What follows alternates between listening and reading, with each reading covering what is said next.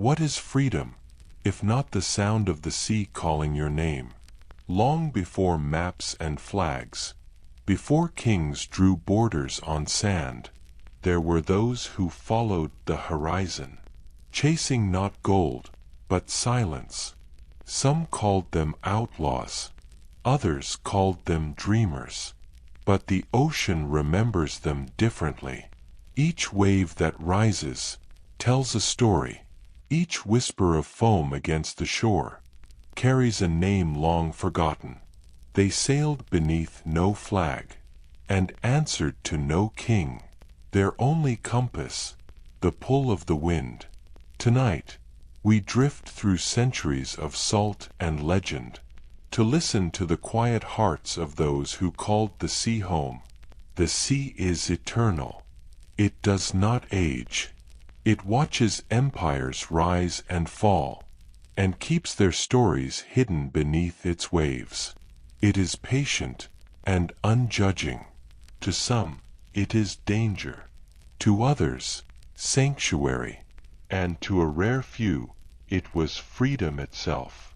Historians once dismissed their stories as myth, tales told in taverns and stormlight. Yet beneath the noise of cannon fire and gold lies something older, quieter, more human, a yearning that every sailor carried, for belonging, for escape, for that endless horizon where the sky and sea become one. They were called pirates, but many were simply wanderers, souls untethered from the land's demands.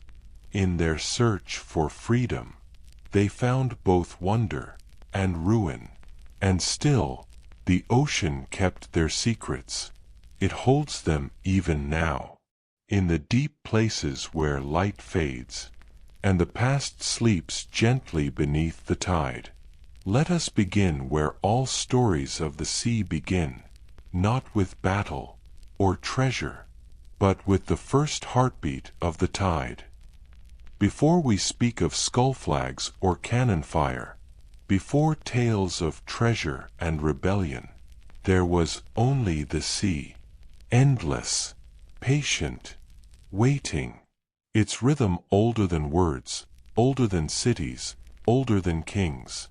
And there were those who first heard it, humans drawn to the edge of the land, their feet brushing sand while their eyes traced the horizon.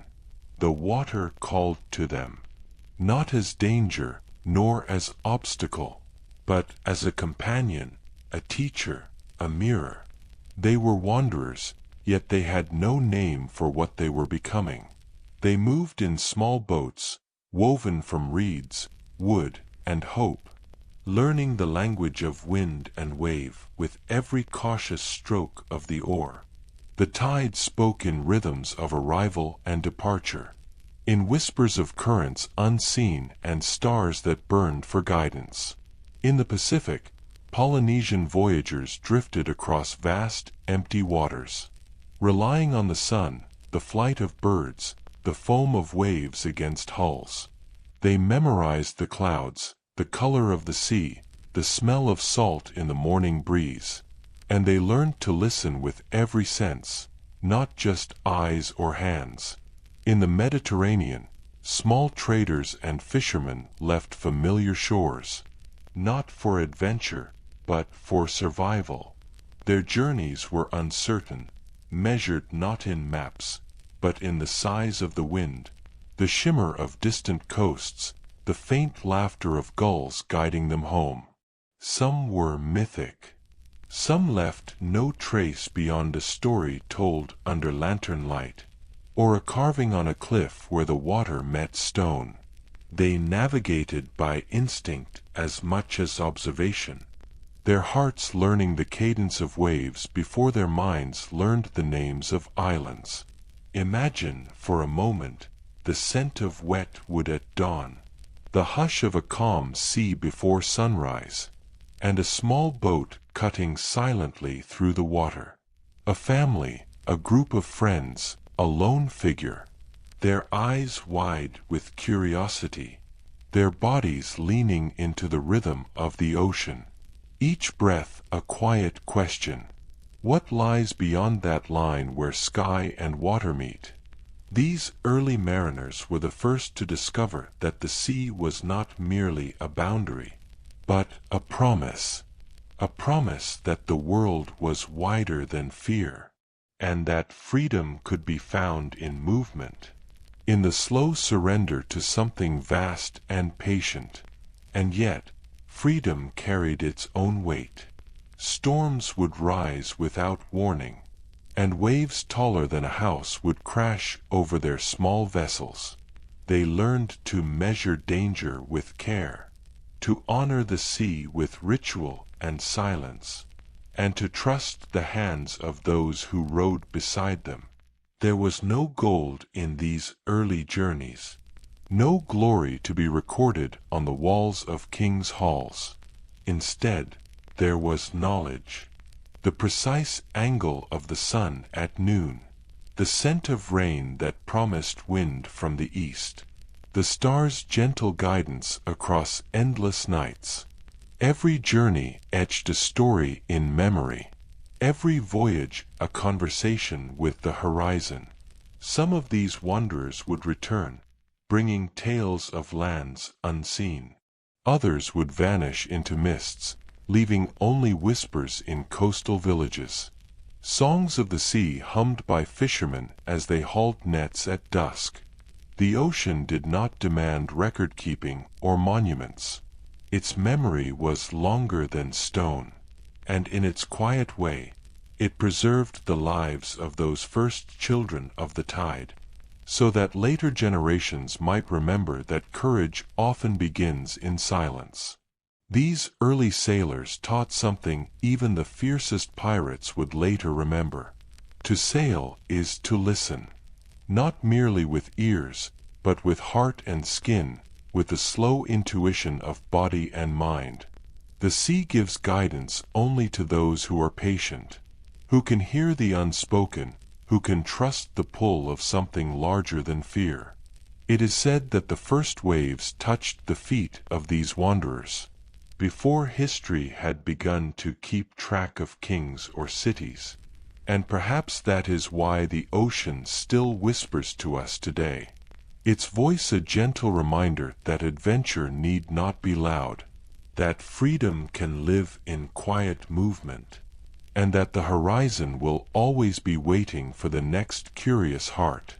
So as we begin our journey through the legends of pirates, remember that every story has a beginning long before cannon or coin, long before maps or flags.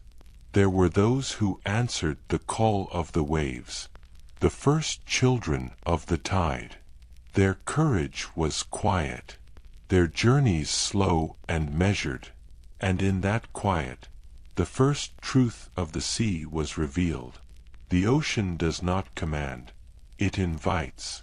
And to sail, truly sail, is to listen, to trust the pull of something larger than oneself. Once, the sea was open to all, a wide and patient highway without names or borders. But as civilizations grew along the coasts, as cities rose from salt and sand, so too did walls and laws, taxes and tolls, marking the waters with invisible lines. And there were those who could not, or would not, obey. The earliest pirates, not villains of legend, but wanderers and coastal tribes living between hunger and hope, learned to move where the law could not reach. They slipped through trading routes, gliding past garrisoned ports, their small vessels blending with the waves, their lives entwined with the rhythm of the ocean. The sea peoples of the Mediterranean, whose names echo faintly in the ruins of temples, raided for survival and for sustenance. They were not motivated by greed alone, but by necessity, by the instinct to endure. Yet in that defiance, they glimpsed freedom. freedom that comes not from titles or lands, but from choice. Imagine a crescent moon hanging low over a quiet harbor, the water silvered with light, and a small craft gliding silently among anchored ships. The night is cool and still. A figure leans on the tiller, listening to the gentle slap of waves against the hull, breathing in the scent of salt and wind. No one knows their name. No flag claims them. And yet, in that solitude, they are sovereign. Across the Red Sea and the Arabian coasts, Arab corsairs moved with similar grace, their vessels swift and low, slicing through the tides like shadows. They navigated not only water but rumor, trading stories as carefully as spices, learning when to vanish and when to strike, reading both the winds and the hearts of men. Even within empires, piracy thrived. The Romans, masters of land and sea, sent their galleys in endless pursuit, but some raiders were ghosts, their boats no larger than a child's dream, their movements precise and fleeting, leaving only whispers behind them. These early mariners were teachers in disguise. They showed that the ocean could be a place where rules bend, where courage is measured not in wealth but in instinct, and where survival often requires imagination more than force. They were outlaws, yes, but also pioneers, explorers of freedom's edges. Consider the world as it must have felt to them. Coastal towns ringing with the clamor of commerce, warships patrolling the channels, and beyond, open blue, endless and inviting. Here lay both risk and opportunity, both hunger and possibility. Each decision could mean life or death, yet every choice carried a whisper of something larger. The thrill of being untethered, even for a moment, from the structures of men. Their tools were simple, but effective. Small, swift ships that could navigate shallow waters. Nets and sails patched from necessity, and the knowledge of currents, winds, and tides, passed quietly from hand to hand. They learned to read the world as one reads a poem, where every detail matters, and every movement has meaning. And in their defiance, a new rhythm emerged. They moved with the sea's own pulse, sometimes hidden, sometimes bold. They discovered that survival could be an art, and that freedom could be found not in wealth, but in the choices that no king could dictate. Picture a moonlit cove, waves caressing a sandy shore, and a small band of wanderers sharing a simple meal, laughing softly at their narrow escape, gazing at stars reflected in the gentle swell. They have no name, no titles, no monuments. Yet in this quiet, they are rich beyond imagining. The earliest pirates remind us that law and morality are not always the same, that rebellion often arises not from malice, but from necessity and the desire to live fully. Their lives were precarious, yet profoundly alive. Every storm survived, every raid that succeeded, was a meditation on courage, trust, and the fleeting nature of control. In their shadows, we can hear the first whispers of something enduring, the yearning for autonomy, the call of the horizon that cannot be caged. They teach that sometimes, to live truly, one must listen to the ocean's quiet commands, rather than the world's loud demands. And so, from the early wanderers of the tides, the outlaw sea was born, not as a place of violence alone, but as a space where imagination could roam, where survival became a form of poetry, and where the human spirit first tasted the taste of liberty. The sea does not reward those who wait in safety. It rewards those who move with patience, who feel the rhythm beneath their feet, and who trust that the horizon holds more than it hides. To sail, in these first chapters of history, was to listen deeply, to act boldly yet respectfully, to exist fully within the silence between waves. And in that silence, something remarkable happened. A new kind of freedom took shape. It was quiet, elusive, and profound. It did not carry gold or crowns, but it carried a truth that would echo across centuries. In their defiance, we hear the first whisper of freedom. For centuries, empires rose like mountains along the coastline. Stone cities and fortified harbors stretched toward the sun, their banners snapping in the wind, their armies patrolling every inlet and river mouth. On land, power was measured by walls and coins, by armies and laws that bound the people to one will. But the ocean knew nothing of these borders. It stretched beyond eyes and armies. Its surface both invitation and sanctuary. And so, in the spaces between control and chaos, pirates moved like shadows, their small vessels gliding unseen beneath the sun's glare, their movements guided by instinct, observation, and the eternal rhythm of the waves. The Roman navy, mighty and relentless, once sought to tame the Mediterranean, to secure trade and suppress the unruly. They built massive galleys, rowed by hundreds, their bronze prows slicing through the tide. And yet, even against such power, some raiders were ghosts, untraceable, untouchable, moving with the cunning of the sea itself. Further east, along the Red Sea and Arabian coasts, Arab corsairs honed the art of discretion. They became as much myth as men, their ships appearing and vanishing like smoke across the horizon. Merchants whispered their names in fear, yet those who watched them closely often admired their skill. For in a world ruled by empire, they had carved out their own sovereignty.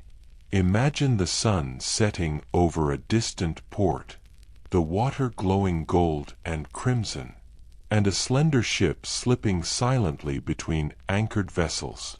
Its sails catch no wind but that of careful timing, its crew moving as shadows, every movement precise, rehearsed, natural. The sea, in this way, became a teacher of subtlety. It taught that survival does not always come from strength, but from patience, from observation, from listening to currents and whispers alike. To live on the waves required a quiet courage, a willingness to be both invisible and present at once. These pirates were neither reckless nor careless. They understood the value of the night, the importance of tides, and the ways the wind could betray or protect them. They were historians of waves, poets of the unseen, living at the edges of empire, where law could not reach, and where freedom had a taste both bitter and sweet. Across the eastern seas, maritime kingdoms faced a similar struggle, their coasts dotted with forts and watchtowers, their merchants armed with goods and gold. Yet the sea remained untamed. Small vessels moved between them like threads through a tapestry, connecting distant lands, cultures, and rumors. And in those movements, piracy became more than survival. It became a way to navigate power itself. Consider the human element, the faces behind the shadowed sails. Some were young men escaping famine or conscription, others skilled sailors seeking wealth, and a few philosophers of action, who preferred the unpredictable rhythm of waves to the rigid cadence of empire. Each had their story, each left their mark in the quiet histories of the tides, even if the scribes of the world did not record their names. There were times of danger, of course. A Roman galley might spot a small craft and give chase, or a coastal guard might discover a hidden cove. Yet the raiders adapted, learning to read the ocean as it had been read by the first wanderers. Its currents, its eddies, its silent warning and gentle promise. Every pursuit was a dance, every escape a meditation. And through these movements, a subtle rhythm emerged. The ebb and flow of human courage. The balance between ambition and prudence. The quiet interplay of freedom and constraint. It was in these shadows beneath empires that piracy transformed from mere survival to a kind of artistry, a life lived entirely in dialogue with the sea. Some ships became legends, even then. Tales passed from merchant to sailor, from port to port, whispered in taverns lit by lanterns and firelight. These stories were not about violence alone, but about ingenuity, resourcefulness, and the quiet assertion of choice, against structures much larger than oneself. The sea did not discriminate. It held both empire and outlaw equally, its waves indifferent to the banners that fluttered above harbors. And in that impartiality, the raiders found something profound, a sense that, in some small measure, their lives were their own. Even when hunted, even when threatened, they moved through the world as though it were a private stage, their actions a dialogue with water, wind, and horizon. Imagine one of these raiders lying in a hammock as night falls, the glow of stars mirrored in the quiet ripples of the sea. He has escaped capture today. Tomorrow may bring pursuit again. Yet for this moment, he breathes freely. His life measured not by the walls of cities or the decrees of kings, but by the heartbeat of the tide and the whisper of the wind. It is here, in the shadow of empire, that piracy began to take its enduring shape. It was no longer only about survival. It was about freedom, subtle, fleeting, and profound. A freedom that comes not from conquest, but from understanding the currents of both the world and the human heart. And so, across centuries, in every sea touched by empire, the shadowed raiders of history left their mark. Quiet defiance etched into the memory of the waves, a reminder that even in the presence of overwhelming power, freedom can still find a place to breathe. The sea does not belong to kings. It belongs to those who dare its silence, who listen to its rhythms, and who move with both courage and care. The 15th century arrived with a gentle but unstoppable breath, a golden wind that filled sails and lifted spirits alike. Across oceans that had long been silent highways, ships began to unfurl their canvas wings, catching currents that promised distant lands and unseen horizons. It was a time when maps were fragile, inked with hope as much as knowledge, and the line between reality and legend was as thin as a ship's rope. Merchants, explorers, and privateers alike set forth, seeking spices, silk, gold, but also something quieter, deeper, a sense of freedom that could not be taxed or tamed. Privateers were sanctioned by kings and queens, given letters that turned outlaw into ally, their plunder legal so long as it served the crown. Yet in their hearts, many still chased the horizon for its own sake, for the thrill of leaving land behind, and the simple joy of knowing that the sea answered only to them. Imagine a small fleet leaving the harbor at dawn, the sunlight glinting off polished wood and taut sails. A light mist rises from the water, shimmering gold in the early morning glow. The crew moves with quiet purpose, their voices low, their laughter soft as it drifts across the waves. Every movement is measured, yet every gaze lingers on the unseen. The curve of a distant shore, the color of the horizon, the whisper of wind against the rigging. The golden wind carried more than ships. It carried the dreams of those who would not be contained by maps, who refused to let borders define their courage. They followed trade routes that shimmered like veins across the oceans, sometimes allies, sometimes adversaries, always explorers of both the physical world and the human spirit. And as ships sailed further from home, they began to develop the traits that would later define piracy: creativity, improvisation, community, and a subtle code of honor. The sea demanded respect, but it also rewarded ingenuity. A captain who read the currents, who knew when to strike and when to wait, was wealthier in wisdom than any king's treasury could make him.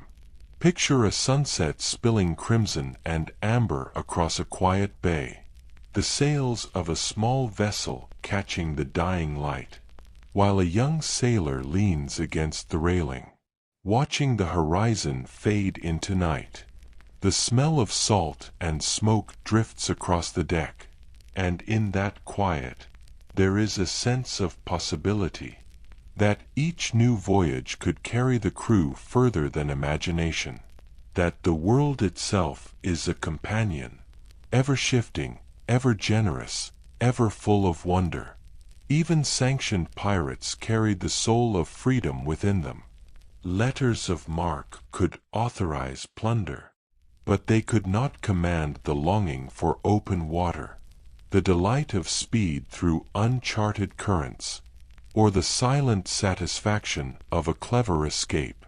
In this way, the boundaries between privateer and pirate blurred, and the golden wind became a teacher, reminding all who sailed that liberty often arrives quietly, borne on the wings of choice rather than decree. Across the Caribbean and beyond, harbors buzzed with trade, while ships moved in patterns dictated as much by instinct as by law. Every port told a story of commerce and conspiracy, of alliances formed and broken, and of travelers who had glimpsed the edge of the world, and returned with hearts forever shaped by the tide. But the golden wind was not merely physical, it was a spirit. It was the whisper of hope carried on the salt-laden air, the faint promise of discovery that lingered in the minds of those who dared to dream. It reminded the sailors that the sea is a living poem, and that freedom, like wind itself, cannot be owned, only borrowed, for as long as one listens and moves with care.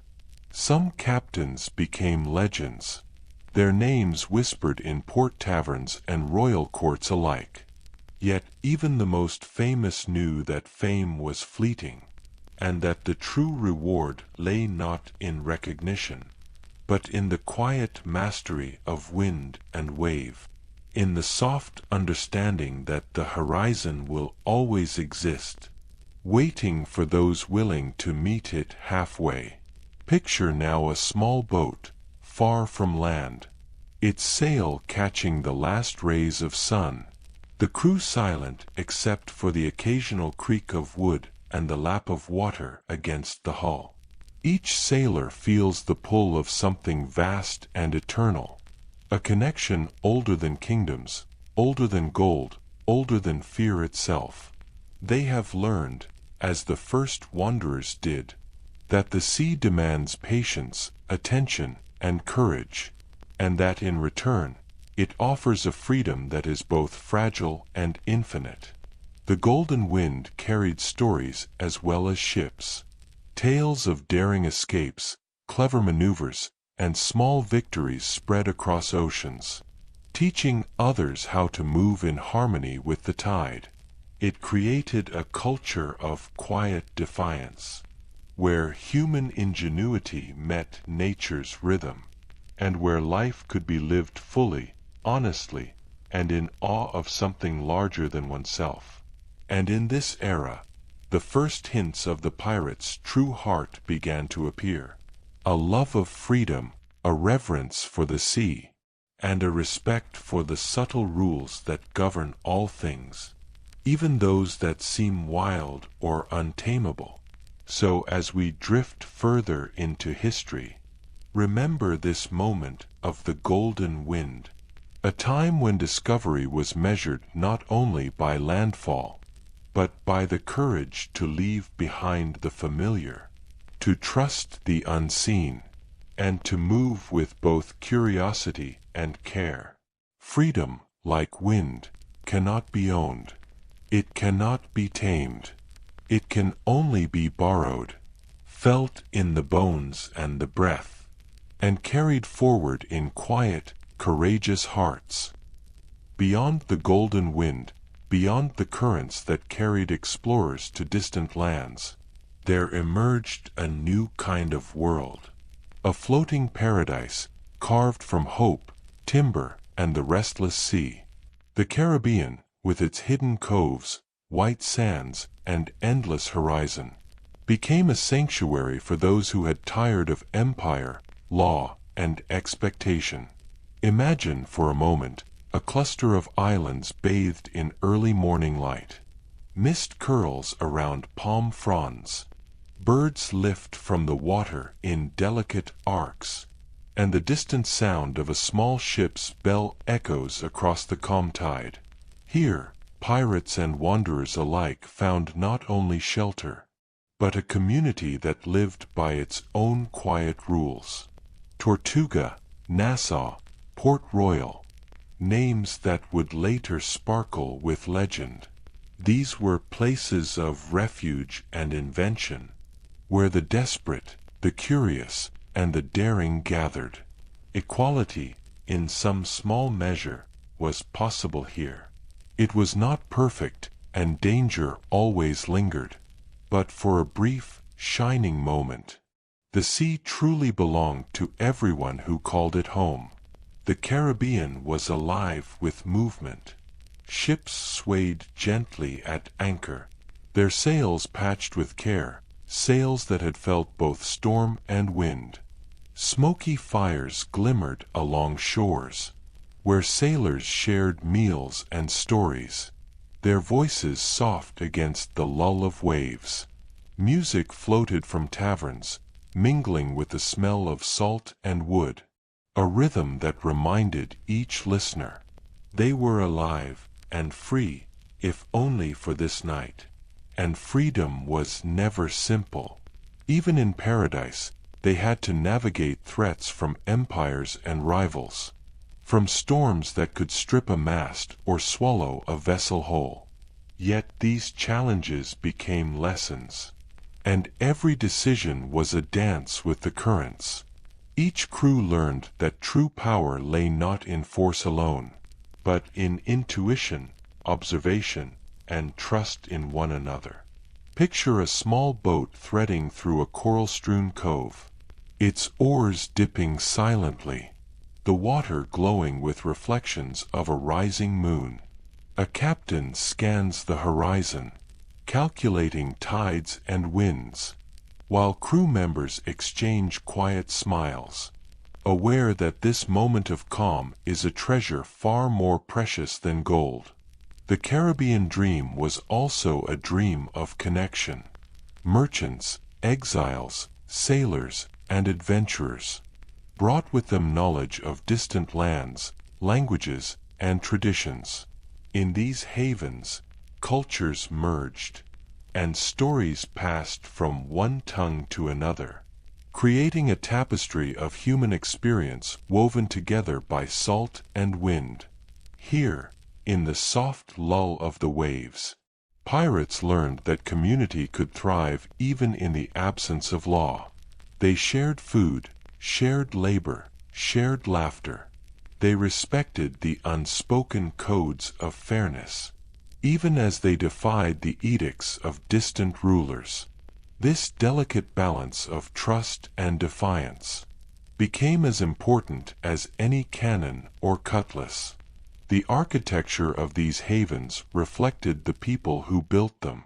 Simple dwellings of wood and palm, boats pulled ashore and repaired by careful hands, marketplaces alive with soft chatter and the scent of spices, and quiet spaces where one could watch the tide and remember why they had come. Every detail was shaped by necessity and freedom, every choice an echo of the ocean's patient guidance. And yet, the Caribbean dream carried a shadow. For paradise is never without peril. Rival crews prowled nearby waters. Storms could rise without warning, and empires were never far behind, determined to stamp authority on these floating sanctuaries. But even in the face of danger, the spirit of these havens endured, anchored not in walls or fortresses, but in the courage and ingenuity of those who called them home. Imagine, as night falls, a quiet harbor. Lanterns cast warm circles of light on the sand. A gentle breeze carries the scent of salt and smoke. Sailors lie on the decks, listening to the soft heartbeat of the waves, their minds wandering as freely as the tide. Here, freedom is felt in the rise and fall of water, in the whispered promise of another day, another voyage, another chance to touch the horizon. These islands became the heart of pirate legend. They nurtured the first glimpses of a culture that valued liberty, where life was measured not by land ownership or titles, but by courage, skill, and the quiet joy of being untethered. Every ship that left a harbor carried with it the memory of this freedom, and every story told beneath a starlit sky reminded the listeners that paradise was as much a state of mind as a place. And so the Caribbean dream lives on, not only in maps or tales, but in the gentle rhythm of waves that lap at shores everywhere. It reminds us that even in worlds dominated by power, there are spaces where choice, courage, and quiet defiance can thrive. For a brief, shining moment, the sea belonged to everyone who dared to follow it. And those who listened learned the most precious lesson of all. To inhabit freedom fully, one must move with care, trust in the unseen currents, and cherish the quiet moments that make life rich beyond measure. The Caribbean dream is not only a memory of the past, it is a guide, a whisper of possibility for anyone who feels the pull of the horizon, and the soft call of a world waiting to be explored. In the quiet hush before dawn, the first flags of piracy were raised.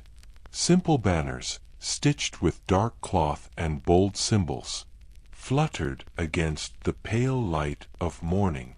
Their designs whispered warnings and dreams alike. A skull, crossed bones, an hourglass. Each emblem carried meaning far beyond its shape. They were not merely threats to merchant ships, nor tools of intimidation alone. They were declarations, silent statements of existence, of choice, of freedom, of life measured on one's own terms.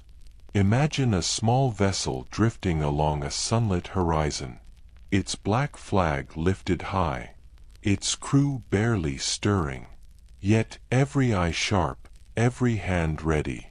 The flag is both shield and mirror, reflecting their courage and defiance, showing the world who they were without a single spoken word. The black flag became a language all its own. Colors and symbols spoke to those who knew how to read them. Death to those who resisted, mercy to those who surrendered, honor to the brave, and freedom to the bold. To the crew beneath it, the flag was a promise, a constant reminder of what they had chosen. A life untethered, a life guided by wind, wave, and will. These flags were more than paint on cloth. They were poetry, spoken in silence, designed to ripple across the water like a heartbeat. An approaching ship might shiver at the sight, but those who raised it understood a subtler truth. It was a commitment to honesty, even in a world defined by deception and greed. Picture the morning sun spilling gold across a hidden cove, illuminating the gentle sway of boats at anchor. A crew gathers on deck, checking ropes, adjusting sails, yet their eyes often wander to the black flag overhead, as if reading it anew with every flicker in the breeze. It tells them who they are. It tells them why they are here. And in that simple, quiet ritual, they are reminded of a freedom that belongs to no one but themselves. The symbolism of the black flag evolved with time. Different crews added unique touches. A sword here, a heart there. Colors to mark identity, alliances, or even humor. Each design spoke of the human need to belong, even among rebels, and of the desire to leave a mark that would endure beyond the horizon. There was a subtle paradox in this. A symbol meant to inspire fear could also inspire trust. A captain's honesty and courage beneath the flag often determined whether a rival, a merchant, or a fellow pirate would respect or oppose them. In every movement, in every glance at the banner, the crew found a mirror of their own discipline, loyalty, and dreams. The black flag also carried the weight of mortality. Hourglasses reminded sailors that time was fleeting, and that every choice might be their last. It taught reverence for life, for risk, and for the delicate balance between the two. Even death, when it arrived beneath the black banner, was not dishonorable. It was a quiet acknowledgment of a life lived fully, with courage and intention.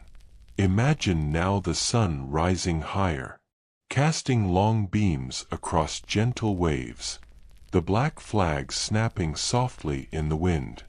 A young sailor traces the outline of the skull with his eyes, feeling a strange comfort in its stark honesty.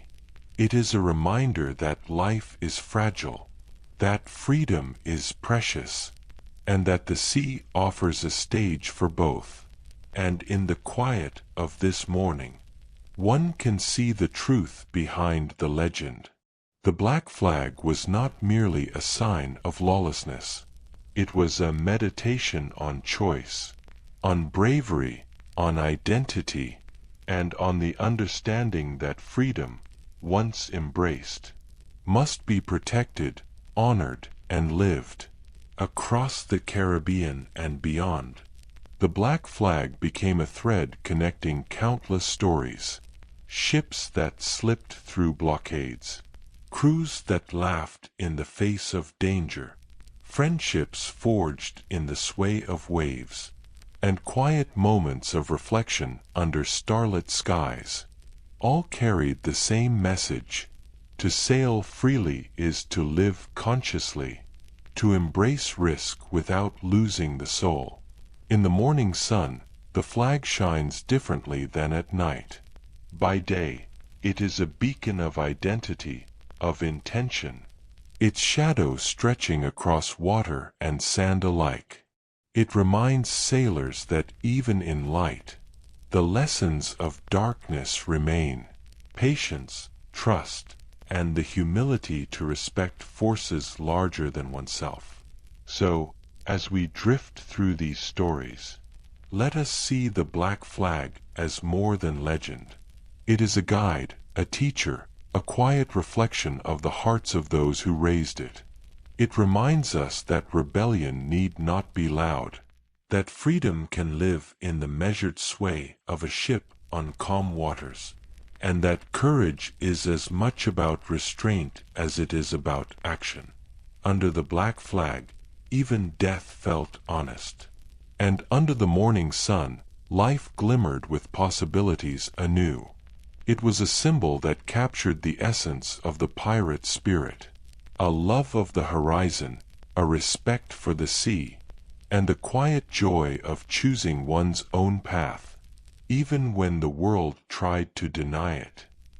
Life aboard a pirate ship was not always thunder and cannon fire.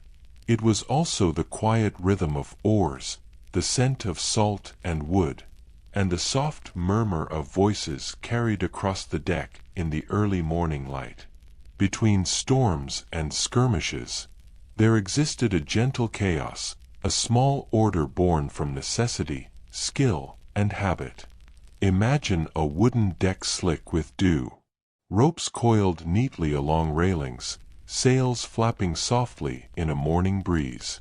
The first light of dawn brushes the horizon pink and gold, while a cook stirs a pot of thick stew over a small fire. A few sailors hum quietly, their voices weaving with the creak of rigging and the lap of water against the hull. Daily life was a dance between labor and leisure, between the demands of survival and the comforts of routine. Each day began with checking lines, tightening sails, and scanning the horizon for both opportunity and danger. Yet even amidst duty, small joys emerged. The scent of fresh bread, a shared joke over breakfast, the soft laugh of a crew member teaching another to knot a rope just so. Music was a constant companion. A sailor might pluck at a small lute, or strike a makeshift drum while the waves provided the rhythm. Tunes passed from one ship to another, carrying news, stories, and memory across the waters. It was both entertainment and tradition, a reminder that even in lawlessness, humans seek harmony, connection, and the gentle pulse of shared life. Life at sea demanded cooperation. Every hand mattered, from the youngest deckhand to the seasoned captain. Sails had to be trimmed with precision, anchors raised and lowered at the proper moment, and meals shared to sustain strength and morale. The fragile balance of a ship afloat depended on rhythm and trust, and every crew learned the language of each movement, the silent communication of gestures, glances, and intuition. Yet superstition lingered as softly as the salt in the air. Some sailors carried charms, others whispered to the wind before setting sail, or left small offerings to the waves in hope of protection. These rituals were not foolish, but human, an acknowledgement that even the most skilled navigator cannot fully command the sea. Imagine a sudden squall stirring the horizon, dark clouds gathering far away, and the crew moving with practiced grace, adjusting sails, securing cargo, murmuring instructions in hushed tones. Chaos exists in moments like these, but it is tempered by experience, trust, and the quiet understanding that survival is often a meditation in motion. Daily life was also shaped by the unexpected. A visitor might arrive, a merchant boat passing cautiously, or a pod of dolphins might accompany the ship for a morning. Each event, each detail, became part of the story, woven into memory like knots in a rope. The ocean offers lessons in presence, teaching that every moment carries weight. Every sight and sound is a gift, and every day afloat is a quiet miracle. Yet for all the work and care, laughter was never far. A crew member might slip on the wet deck. Another tease him gently as they right the fallen barrel. Songs rose spontaneously, joined by the clatter of cooking utensils or the slap of ropes against timber. Even in lawlessness, even in danger, humanity found its rhythm, a rhythm of joy, humor, and gentle rebellion. Some rituals shaped identity. A ship might hold a simple council before a voyage, allowing all hands to speak, to vote, to share insight. Decisions were rarely taken lightly. Even in the chaos, there was order, an understanding that the collective wisdom of the crew could steer the ship as surely as the captain's hand. Every corner of the deck held stories. The hammock where a young sailor dreamed of far-off lands, the rigging where another rested briefly, the wheel where a seasoned hand felt the pulse of waves in fingertips. All spoke to the intimacy of life at sea. The ocean was constant, but the crew's interaction with it was deeply personal. Each wave, each gust of wind, each morning sun, carried the weight of discovery, survival, and quiet joy. Imagine now, night falling softly, stars emerging like pinpricks of memory in the sky. The crew lies scattered across the deck, whispering stories, sharing food, feeling the gentle sway beneath them. A small fire casts warmth and shadows, and the ocean hums its endless lullaby. Even amidst unpredictability, there is peace. The gentle chaos becomes a lull, a rhythm that guides both body and mind toward reflection. It is in this daily life, in these small routines and quiet joys, that the pirate spirit truly breathes. It is not merely rebellion or plunder, but the ability to live fully, attentively, and freely, within the constraints of the sea. Even in the absence of law, a code of respect, humor, and care emerges naturally, woven like rope into the ship itself.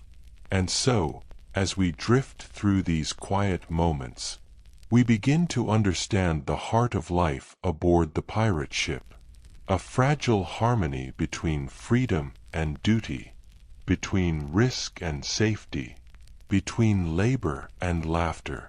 Every dawn brings choice, every dusk brings reflection, and in the spaces between, the crew learns to listen, to the wind, to the tide, and to one another. Even in lawless life, rituals remind the soul of its humanity. Songs, meals, jokes, and counsels are the quiet architecture that preserves joy amidst uncertainty. And in this gentle chaos of the deck, we see a truth that echoes across centuries. Rebels are still human, and even the most untethered hearts need rhythm, connection, and reflection. The sea has always welcomed those who dare to follow it, regardless of the shape of their hands or the color of their voice. In the early 18th century, women rose to meet the horizon with courage and skill, becoming legends whose names would drift across oceans long after their ships vanished. Anne Bonny and Mary Red sailed the Caribbean like shadows of wind and waves. They were fierce, clever, and unyielding, their lives entwined with the rhythms of the sea. Imagine them moving along the deck, their eyes alert, their hands steady, commanding attention not through threat alone, but through presence and purpose. These women defied the expectations of land-bound societies, challenging laws, norms, and the boundaries imposed on them. Yet they did not seek notoriety for its own sake. Their freedom was quiet, deliberate, and earned through skill, strategy, and the intimate understanding of ocean life. Every maneuver, every battle, every decision was a conversation with the tides, a reflection of courage intertwined with careful thought. Far to the east, Qing she carved her empire across the South China Sea. From humble beginnings, she became a commander feared and respected by empires alike. Her fleet, disciplined and vast, moved with precision, a living shadow across waters once thought ungovernable. She too understood that the sea rewards both audacity and wisdom, and that leadership is measured not in fear alone, but in the care taken for those who follow you. Picture a quiet morning on the water. Sunlight glints off the polished hulls of ships, and the reflection of sails dances upon gentle waves. A queen of the tide walks the deck, not for spectacle, but because she belongs there. Her feet as steady as the wind, her gaze as deep as the horizon. In her presence, the crew moves as one, attuned to both the natural world and the subtle rhythms of command. These women, like the first wanderers, taught us that mastery of the sea is inseparable from mastery of self. They listened to the wind, to the whispers of the waves, and to the quiet currents of human nature. They understood that freedom is not merely the absence of restriction, but the ability to move thoughtfully and boldly, even when the world expects you to remain confined. And Bonny's laughter, carried across moonlit decks, echoed with both defiance and joy. Mary Read's calm determination, eyes tracing the horizon, taught her crew that courage is both measured and fierce. Qing Shi's strategies in the South China Sea remind us that wisdom can be as commanding as any cannon. The pirates of the Caribbean and beyond witnessed a quiet revolution. In the form of these women, they became beacons of possibility, showing that the call of the sea transcends tradition and expectation. In the soft moments between battle and dawn, they inspired those around them. A gentle but profound reminder that leadership, bravery, and freedom are qualities not limited by gender, age, or origin. Imagine a small cove at sunset. The horizon burns with amber and rose, and a queen of the tide stands at the bow of her ship, her hair caught by the breeze, her eyes reflecting the fading light. The crew moves in quiet harmony around her, the deck alive with the soft rhythm of human endeavor. Here, freedom is not a concept but a living pulse, measured in actions, in choices, in the careful reading of wind and wave. These stories of courage are more than history. They are whispers carried on the tides, reminders that the world is wide enough for audacity, and that the sea holds space for anyone willing to listen. The queens of the tide did not seek approval, nor did they rely on legend to define them. They lived fully, attentively, and with a kind of grace that transformed danger into poetry and rebellion into rhythm. Even in the quiet hours, long after battles ended, their influence lingered. A young sailor might remember their courage as he trims the sails under a crescent moon. A captain might emulate their patience and foresight while navigating treacherous currents. The spirit of these women became a compass, pointing not north or south, but toward something infinitely rarer. A life lived in alignment with both heart and horizon. And so, we see that freedom has never been a man's word alone. It has been claimed, nurtured, and lived by all who dare to answer the sea's call, by those who understand that the horizon offers opportunity, to those patient enough to follow it, and bold enough to leave footprints upon waves. Picture the end of a day at sea. The sky softens from gold to indigo. Stars begin to twinkle like lanterns above calm waters. A queen of the tide leans on the railing, listening to the gentle lapping of waves, reflecting on a day lived fully, freely, and intentionally. It is in these moments, quiet, still, almost sacred, that we understand the essence of courage.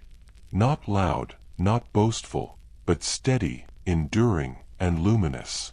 In remembering Anne Bonny, Mary Red, and Ching Shi, we glimpse the true heart of piracy, a love for the sea, a devotion to freedom, and a capacity for leadership and wisdom that transforms rebellion into poetry and adventure into reflection. Their names echo across centuries, not as myths of violence or spectacle, but as quiet lessons in choice, courage, and the enduring power of the horizon. They remind us, gently, that the ocean is open to all who dare to claim it, and that freedom, like the tides, is both constant and ever-changing. The ocean is vast, and its stories extend far beyond the Caribbean, beyond the familiar coasts and well-trodden maps. In the eastern seas, a different kind of legend unfurled, woven from the rhythms of monsoons, the shimmer of tropical sunsets, and the whispers of waves that carried secrets from one shore to the next. Here, pirates moved with the patience of the tide, their knowledge of the wind and stars rivaling the most skilled navigators of Europe. The Wako, Japanese and Chinese seafarers, traveled along coasts dotted with hidden coves and bustling ports, their lives a mixture of trade, plunder, and quiet observation. They were shaped by geography, climate, and the delicate balance of power, learning that survival depended as much on diplomacy as on daring. Imagine a small junk drifting along a turquoise cove, its sails patched and mended, the hull gliding through gentle waves. A crew moves in seamless harmony, their eyes tracing the horizon for signs of other ships, storms, or opportunity. The air is thick with salt and the faint scent of cooking fires, while distant drums echo from nearby villages, reminding sailors that the human world always hums beneath the waves. The eastern seas were alive with stories of commerce and conflict, where traders, fishermen, and pirates shared waters in a delicate balance. Raids were often planned with precision, coordinated by captains who understood currents, tides, and wind patterns better than any map could show. Yet there was artistry in their methods, a rhythm to every maneuver, a dance between cunning and courage, and always a respect for forces larger than themselves. Cheng Shi's contemporaries moved along these same waters, a world apart from the Caribbean yet familiar in its lessons. Discipline, loyalty, and an understanding of the subtle codes that govern life at sea. Ships and crews formed networks, alliances that could shift as swiftly as the tides, creating a living map of connection, commerce, and quiet power. Picture now a storm approaching in the late afternoon. Clouds gather, darkening the horizon, and the crew works silently yet swiftly, hoisting sails, checking lines, and steadying cargo. Every movement is guided by instinct, honed over years of experience, and by a respect for the unpredictable beauty of the ocean. Even in danger, there is calm, a knowledge that skill and patience are as powerful as courage and steel. The Wacko, like all sailors, relied on memory and intuition. Every reef, every current, every whisper of the wind was catalogued in the minds of those who traveled these waters. Maps could guide them only so far. True mastery came from observation, practice, and the quiet attention to the world around them. It was a form of meditation in motion, a dialogue between human and ocean, that shaped both strategy and spirit. Beyond Japan and China, the Indian Ocean carried its own tales. Arab corsairs and traders navigated its vast expanse, linking distant ports with spices, textiles, and stories. Pirates here were shaped by commerce as much as freedom, using knowledge of tides, monsoons, and hidden channels to protect their lives and livelihoods. They, too, understood the delicate dance between danger and reward, and how to move with both humility and grace across uncharted waters. Imagine a moonlit harbor on the Indian Ocean. Lanterns shimmer on calm waters, casting reflections that ripple like silver threads. A small fleet rocks gently at anchor, sails furled, crew members resting after a day of navigation and trade. The sounds of distant waves, soft conversations, and the occasional drum blend into a quiet symphony of life and continuity. Every culture along these eastern seas had its own traditions, its own myths, and its own way of understanding the ocean. Yet despite differences, a shared truth emerges. The sea is both a path and a teacher, and those who listen carefully can learn its lessons. The pirates of the eastern seas, like those of the Caribbean, understood that freedom requires respect for nature, for one another, and for the delicate balance between risk and reward. Even the myths reflect this understanding. Stories of ghostly fleets, hidden treasures, and spirits of the sea taught lessons as much as they inspired awe. They reminded sailors of the fragility of life and the power of the unseen, and of the quiet courage required to follow one's own course. As night falls, the horizon softens to deep indigo, stars twinkling like distant lanterns on the water. A captain traces the constellations, calculating direction while reflecting on the day's journey. A young sailor listens, learning not only navigation but patience, resilience, and the soft joy of moving with the world rather than against it. And so, the eastern seas reveal a truth familiar to all who follow the tide. Every ocean carries its own myths, yet all drift toward the same longing, the desire to explore, to move freely, and to find one's place in a world both immense and intimate. Here, in the gentle sway of a junk at anchor, or the quiet lap of waves against a hull, we see the same spirit that called sailors across the Caribbean: curiosity, courage, and a reverence for the boundless horizon. The pirates of the eastern seas, though distant in space and culture, mirror the hearts of all who have ever answered the call of freedom. The ocean has always been vast, mysterious, and eternal. For those who lived upon it, the horizon was both guide and companion, and the night sky became a quiet teacher. Before the era of GPS or precise charts, pirates, voyagers, and dreamers relied on the gentle language of the world. The stars above, the currents below, and the wind's invisible whispers. Imagine a clear night, the sky a dark velvet cloth sprinkled with diamonds. A young sailor lies on deck, tracing constellations with a finger, learning the stories of the sky while listening to the soft pulse of waves.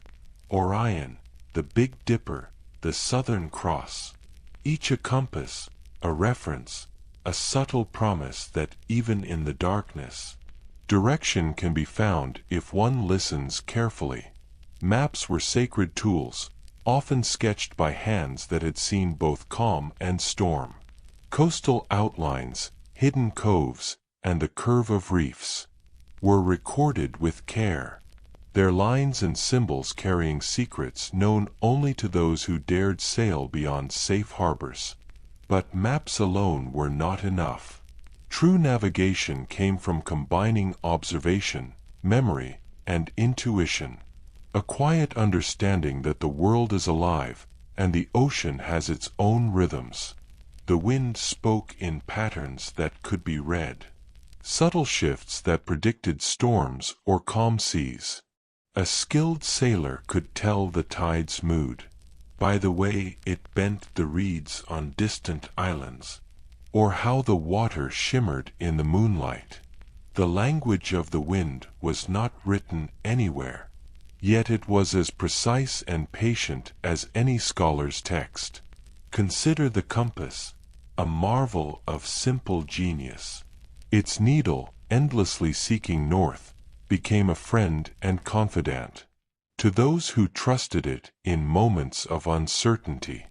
Yet the compass alone could not guide the heart or mind, and pirates learned to blend instruments with instinct, to read the subtle cues of the natural world, to listen as carefully to silence as to sound.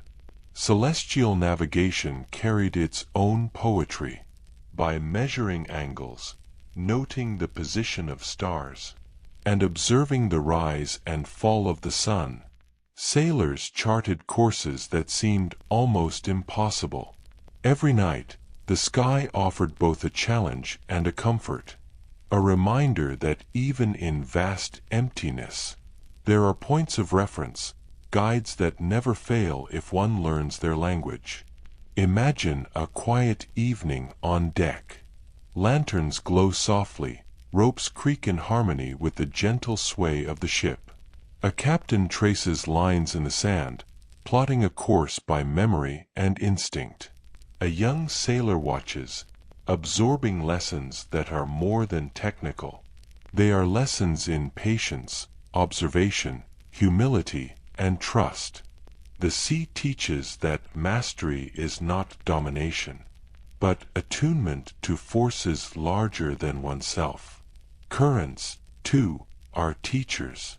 Some move silently beneath the surface, carrying vessels with imperceptible strength, while others push and pull in surprising ways, demanding careful attention and respect. The pirates who mastered these currents knew the ocean as a living entity, not an adversary, not a tool, but a companion, whose guidance could be trusted if approached with care. Even storms were instructive. The first swell, the sudden darkening of clouds, the smell of rain on salt, all were signals that preparation and composure were needed. A skilled crew anticipates rather than reacts, finding rhythm in what might otherwise seem chaos. Through such lessons, pirates learned not only survival, but mindfulness, presence, and a quiet confidence that steadies the spirit. Maps, stars, compasses, currents, and wind. These are the threads that wove the invisible tapestry of navigation. They guided voyages across oceans wide enough to swallow doubt, yet intimate enough to reveal beauty in every wave, every glimmer of moonlight, every reflection of a ship on water. The pirates who mastered these elements carried the knowledge of generations. treating the sea as both classroom and confessor, its lessons gentle but relentless. Imagine a calm night, the stars mirrored perfectly in the glassy water. The ship drifts slowly, the sails still, the crew silent in contemplation. Each sailor feels the rhythm of the world beneath and above. The pulse of wind, the tug of tide, the constancy of stars. Navigation becomes meditation. Each choice deliberate, each movement harmonious. Even when the voyage is long, the heart remains steady, guided by both knowledge and wonder. And so we see the profound truth of the pirate's craft. To navigate is to believe that the unknown can be trusted.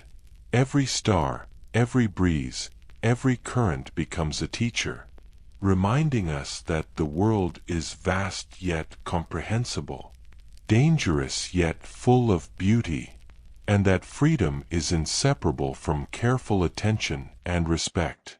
As the night deepens, the horizon softens into shadow, and the gentle hum of the ship carries the crew into rest. The language of the wind and stars lingers, a quiet invitation to reflection and calm. Even as sleep approaches, the ocean's lessons endure. To listen, to observe, to trust, and to move through the world with curiosity, care, and quiet courage.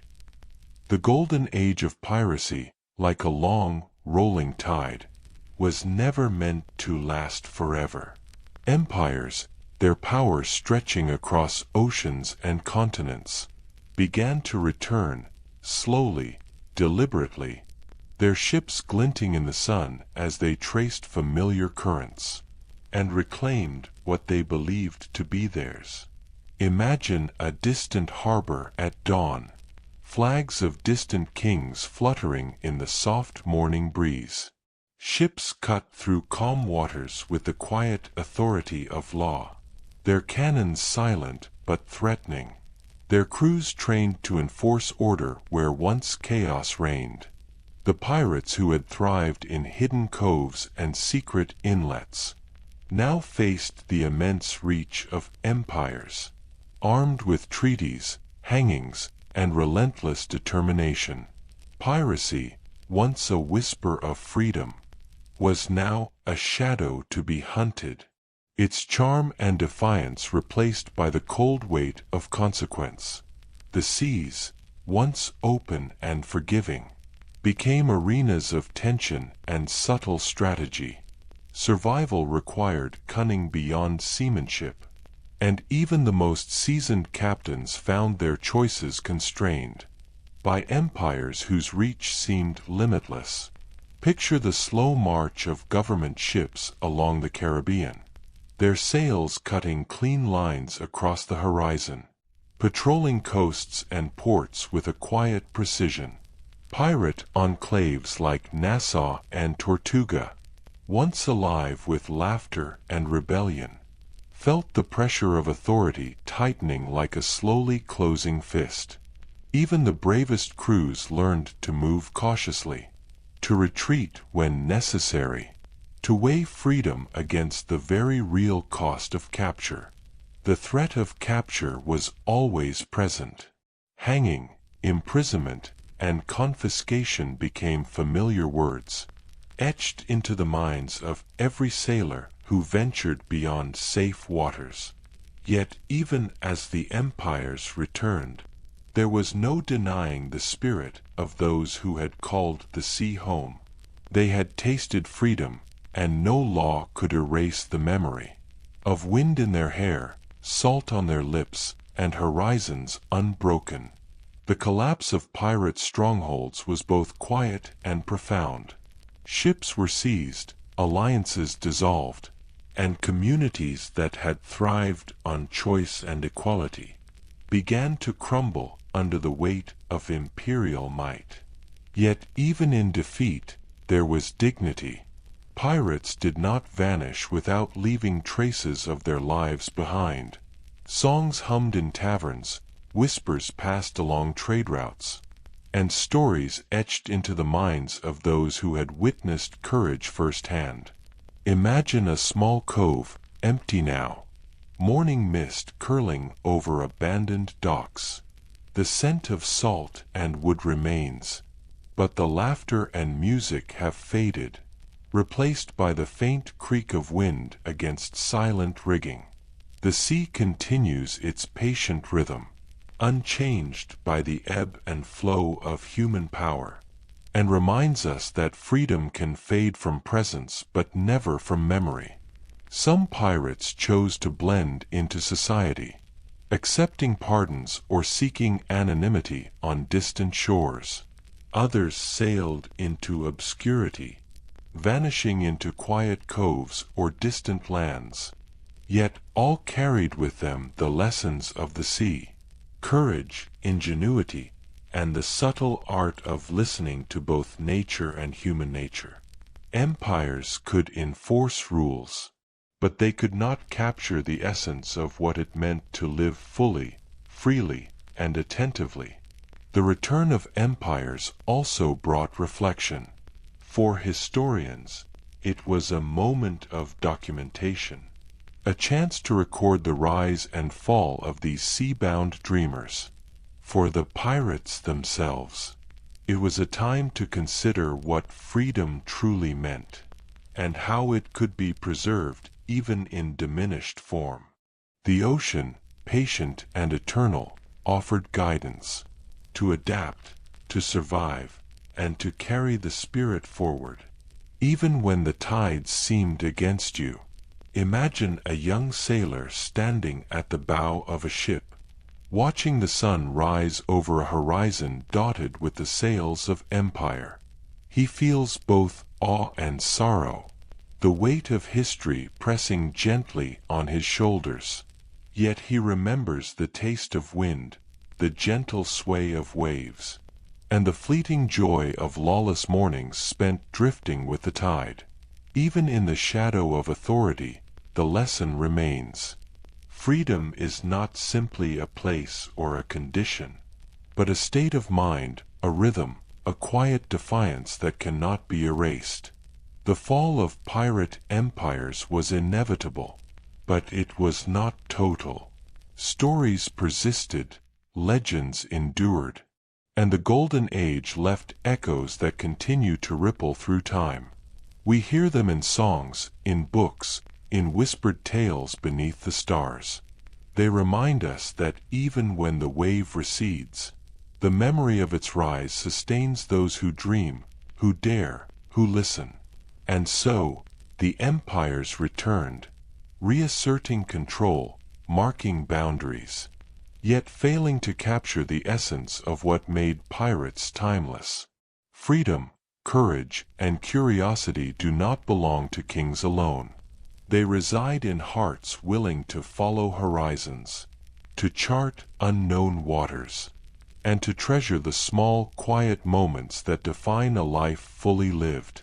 Imagine now the sun setting on this chapter of history.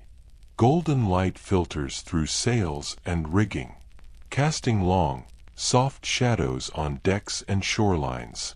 The sea remains unchanged, patient, vast, forgiving, and quietly teaching those who will listen that freedom fades not in defeat, but in forgetting. Even the fiercest waves eventually meet the shore. Even the boldest sailors face the quiet inevitability of time. The legends of the sea, Blackbeard, Calico Jack, and others, did not vanish in a single storm or dramatic battle. Their endings were gentle, sometimes abrupt, but always steeped in the rhythm of the ocean they loved. Imagine Blackbeard, towering and fearsome, his black beard braided with slow-burning fuses, moving silently along the deck of his ship as dawn spills pale gold across the horizon. For all his reputation, his final days were a careful balance of strategy, caution, and the ceaseless pulse of wind and tide. Pirates like him understood that life at sea is both fragile and enduring, that a ship, a crew, and a legend can all slip quietly into memory, if they are not respected and tended to with awareness. Calico Jack, whose flag had danced across the Caribbean, found himself ensnared not by storm, but by circumstance, capture, imprisonment, and eventual execution were the final punctuation marks of his story. Yet even in these endings, there is no sense of shame or futility. Every decision, every course plotted, every sunrise observed, reflects a life fully lived, in accordance with heart and horizon. Picture a small boat anchored in a quiet cove, the morning mist rising slowly, and a lone sailor gazing at distant waves. He reflects on the journeys past, the laughter and fear, the nights spent tracing stars, the moments of silent meditation on the deck. Death comes softly, like the tide itself, and the ocean welcomes its children as it always has, without judgment, without hurry, quietly returning them to its vastness. Many pirates' final voyages were more whispers than storms. They slipped into obscurity, vanishing into hidden coves or distant shores, leaving only the faintest trace of their presence. Songs and tales, passed down by those who witnessed their courage, kept their memory alive, like driftwood carried for miles across an endless horizon. Even in their last moments, there is insight. A pirate's end is rarely a failure, but a gentle conclusion to a story written with wind, salt, and courage. Each journey teaches us something about mortality, about the transient nature of life, and about the quiet joy found in pursuing freedom while it is still possible. Imagine the sea at twilight, horizons blending into deep purple and gold, ships rocking gently as night descends. Ghostly silhouettes of sails reflect in calm waters, each a reminder of a journey once lived. The pirates who have left this world still ripple across memory, across history, their choices echoing quietly in the hearts of those who dare to follow the tide. Legends are rarely remembered for the battles they fought alone, but for the spirit they embodied. Blackbeard's cunning, Calico Jack's daring, the resilience of unnamed crews and sailors, all speak of lives committed to the rhythm of the ocean, to the pursuit of freedom, and to the small rituals that give life meaning. Even in endings, there is continuity. A sailor might raise a flag in tribute, or hum a tune passed down through generations. A child in a coastal village might hear a story of a ship that moved like wind across the Caribbean, its crew laughing, singing, living fully, in a world bounded by water, sky, and horizon. Imagine the quiet return of a ship to port. Its timbers creak softly, sails rest in peaceful folds, and the crew disembarks with gentle smiles, memories etched into their gaze, their hearts carrying the lessons of freedom, courage, and presence. They speak little of treasure or plunder.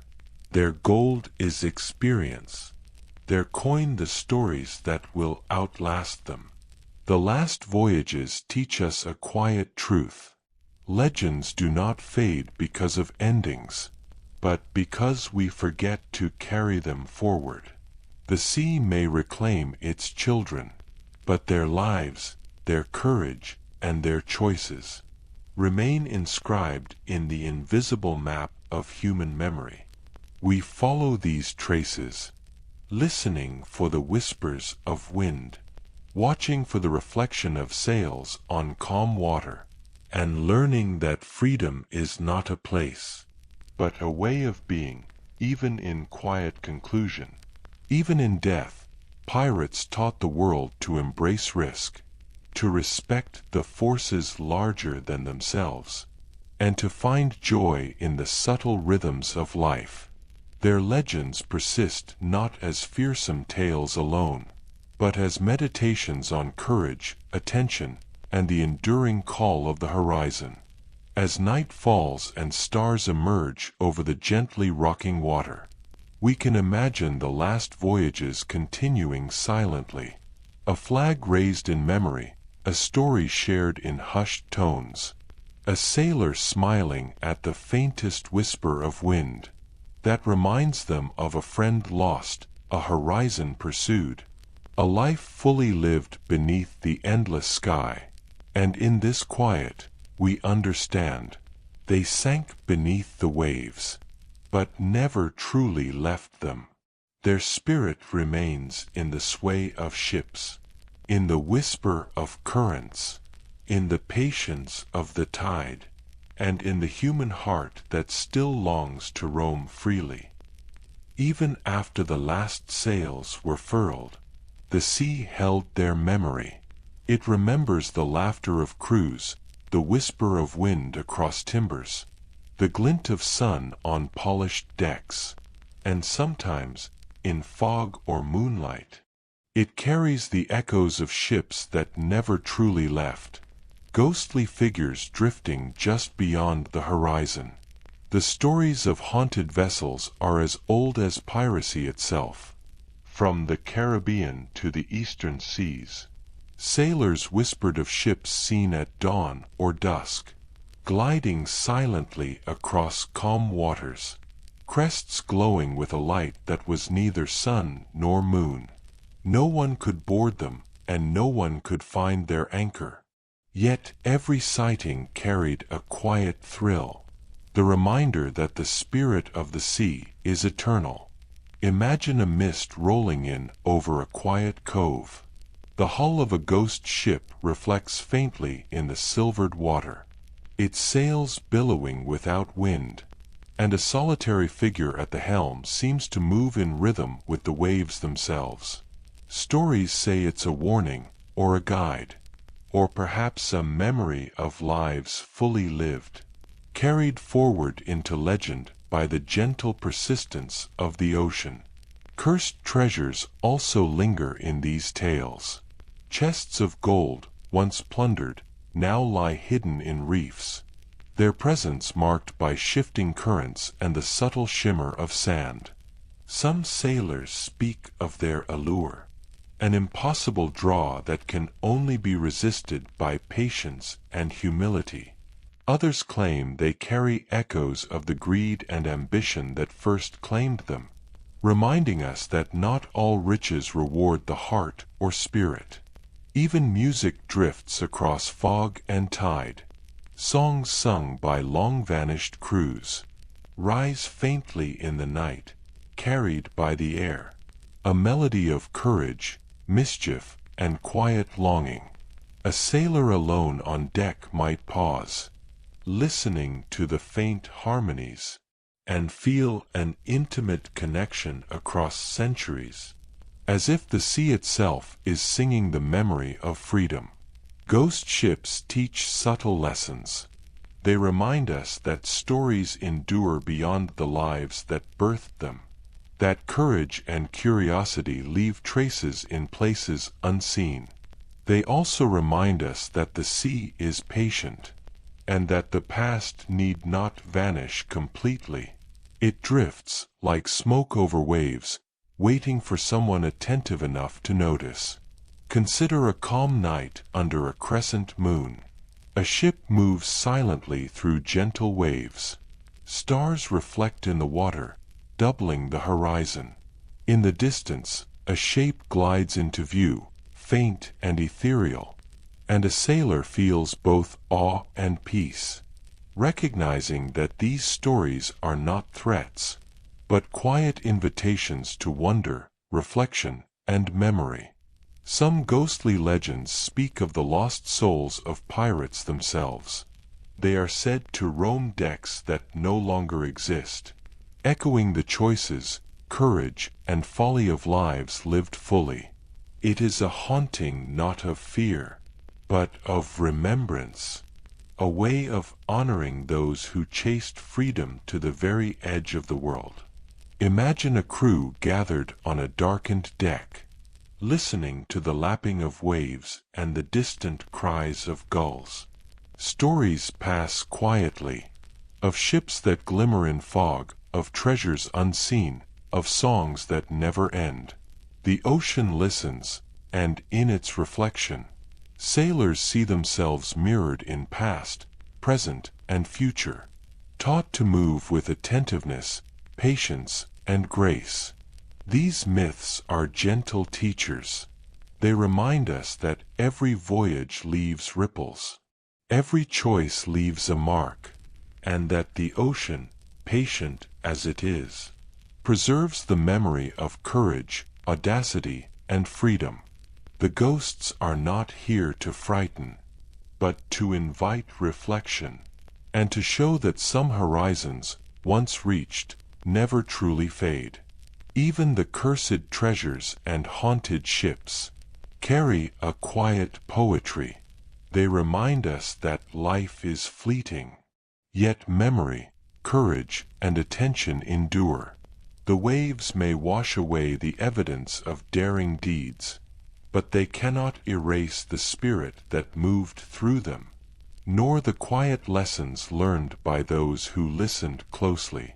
Imagine the final glow of dusk falling on a calm ocean. Fog rises, soft and silvered, and the faint outline of a ship appears, drifting slowly, as if the sea itself has conjured a memory. A sailor might pause, take a slow breath, and feel the profound continuity of all those who came before. The waves beneath him carry not only water, but centuries of stories, echoes of laughter, courage, and quiet freedom. And so, we learn that myth is memory's way of refusing to sleep. The ghosts of pirates are neither curses nor fears, but gentle reminders that the ocean holds what we cherish: the pursuit of freedom, the courage to follow our own course, and the quiet joy of living fully, attentively, and freely. Even as we close our eyes and drift into slumber, their stories continue, carried on the wind, reflected in the water, and felt deep within the heart. The ocean is more than water, wind, and wave. It is a mirror, reflecting the restless pulse of our own hearts. Long after the last pirate ship has vanished, we feel its pull, quiet, insistent, eternal. It calls to something within us that seeks freedom, curiosity, and a connection to horizons yet unseen. Imagine standing at the edge of a calm shore, sand cool beneath your feet, salt breeze brushing softly against your face. The tide comes and goes with effortless rhythm, and in its rise and fall, we recognize a reflection of ourselves. Moments of courage, times of stillness, surges of passion, and waves of reflection. Pirates, in their pursuit of the horizon, lived in harmony with this inner tide. They understood that freedom is not merely a place, nor a treasure to be grasped, but a state of being, attentive, responsive, and open to possibility.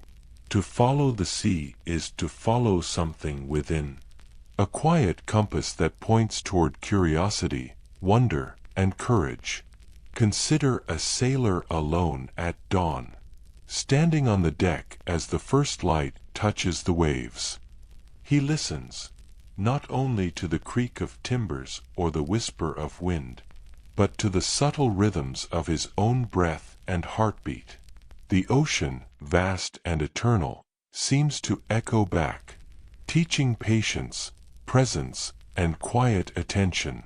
Freedom, he realizes, is not imposed by law or circumstance, but discovered in the dialogue between self and world.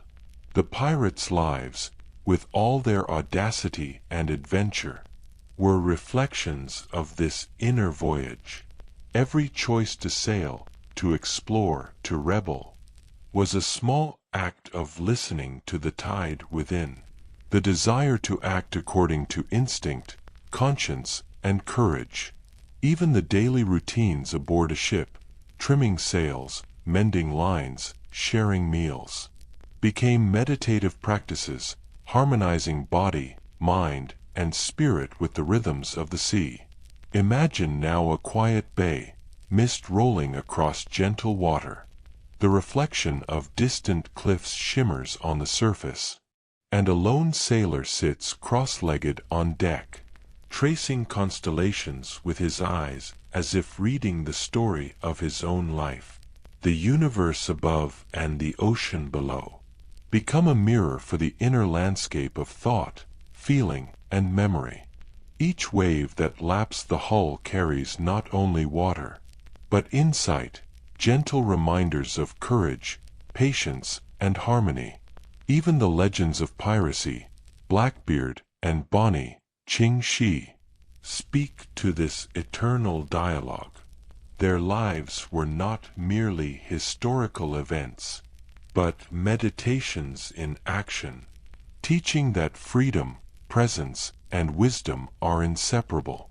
They remind us that courage is quiet, that rebellion can be graceful, and that the horizon we chase outwardly reflects an inward journey. Picture the tide advancing under the moon, silver light spilling across the gentle swell. A sailor reaches out to touch the water, feeling its cool pulse, its rhythm synchronized with his own heartbeat. In that connection, he glimpses what the pirates understood, that the ocean outside mirrors the sea within, both restless, both infinite, both capable of reflection and renewal.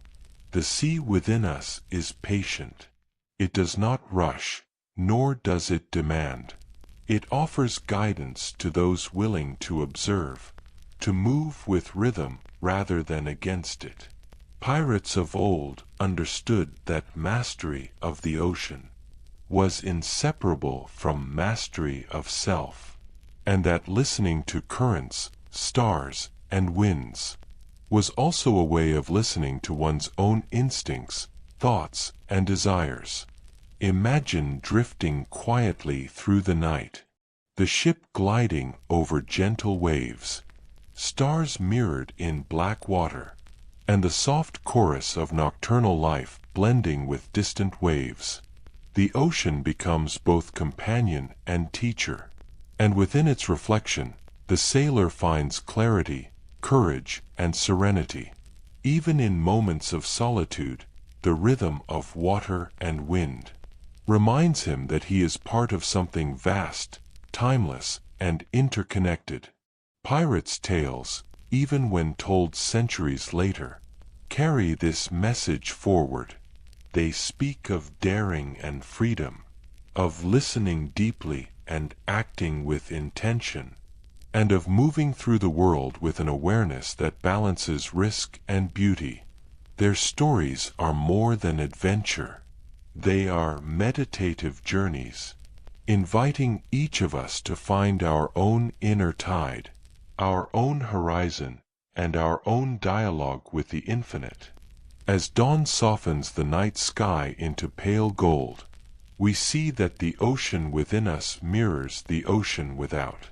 Its patience, rhythm, and depth are eternal. The pirates of the past become guides, not through fear or conquest, but through the quiet teaching of attentive living. Their freedom, courage, and curiosity ripple forward, inviting us to follow the tide, to observe, to reflect, and to embrace the vastness of both the world and ourselves. And so, as we drift toward the final chapter, we carry the lessons of centuries of tides, winds, and horizons. Freedom is not only the place we sail to, but the rhythm with which we move through life. Courage is not merely boldness, but mindful engagement with the world. And the sea within us is as infinite and patient as the waters upon which legends were born. All journeys, even those that span centuries, ultimately return to stillness. The pirates we have followed, across oceans, storms, and sunlit waves, teach us that freedom is not a fixed point on a map, nor a treasure buried beneath sand and tide. It is a direction, a way of moving through the world, a rhythm of attention, courage, and presence. Imagine the sea at dawn, calm and luminous. Mist curls gently above the water, and distant sails glide silently along the horizon. The light softens everything, turning wood, rigging, and water into a single glowing tapestry. It is in this quiet that the lessons of centuries become clear. The horizon is not simply where the eye can see, but the promise of movement, curiosity, and possibility. The pirate's stories, Blackbeard's cunning, and Bonny's courage, Ching Shi's command, are not only tales of adventure, but meditations in action, reminders that every life carries the potential for freedom, if we learn to move attentively, patiently, and with purpose. Each decision, each small act of listening to the wind, the stars, and the tide, reflects a choice to align with the currents of possibility, rather than be overwhelmed by them. Picture a lone sailor leaning on the rail, watching waves ripple and fold beneath the soft morning light. He remembers the laughter, the storms, the quiet nights under endless skies.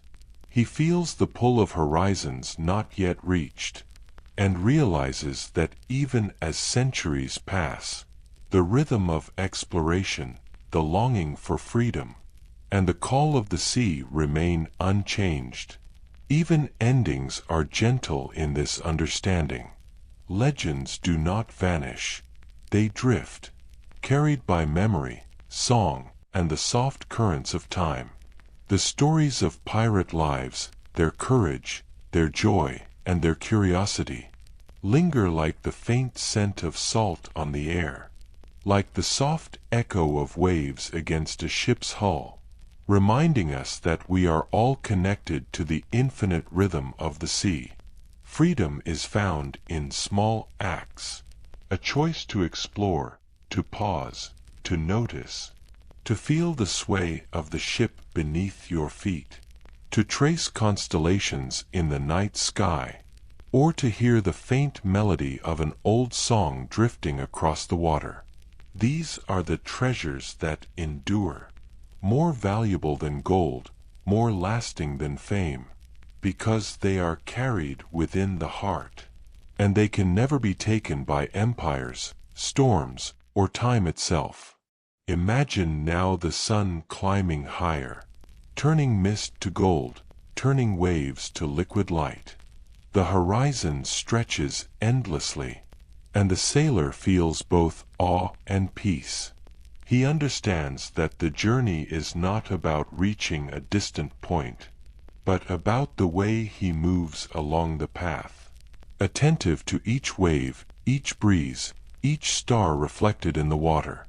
The eternal horizon reminds us of patience. It is a reminder that life, like the sea, moves in rhythms beyond our control, and that true mastery is not in dominance, but in alignment with forces larger than ourselves. Pirates, sailors, and voyagers of all kinds understood this instinctively, and their stories offer us gentle guidance, to follow, to observe, to act, and to rest, in harmony with the currents that shape our lives. Even as the final light of day softens the ocean, we see the reflections of history, myth, and memory, stretching across waves and time. Every ship that sailed, every pirate who dared, Every story whispered in fog or sung beneath the stars contributes to a living map of human curiosity, courage, and longing. We are the inheritors of this rhythm, invited to continue the journey in our own lives, with attention, grace, and quiet courage. Now, picture the horizon widening, infinite, luminous. The sailor takes a slow breath, feeling the pull of waves, the brush of wind, the soft warmth of sun. He closes his eyes and lets the ocean's rhythm sink into his bones, understanding at last that freedom is not a distant prize, but the way we choose to move through each moment, the direction we set by listening to both sea and self. And so, as our journey comes to a gentle close, we return to calm waters, to reflection, to the present moment. We carry with us the stories of those who followed horizons long before us, the lessons of courage, patience, curiosity, and quiet defiance. The eternal horizon stretches onward, a soft invitation to continue, to dream, and to explore, even as we drift toward rest. Sleep now, sailor. The horizon will still be there in the morning. The winds will whisper, the tides will rise, and the lessons of centuries of pirates and voyagers will remain, guiding your dreams, softly, patiently, infinitely. And so, the tide turns once more. The stories of the sea grow quiet, folding themselves back into the rhythm of the waves. The ships rest. The stars keep their patient watch.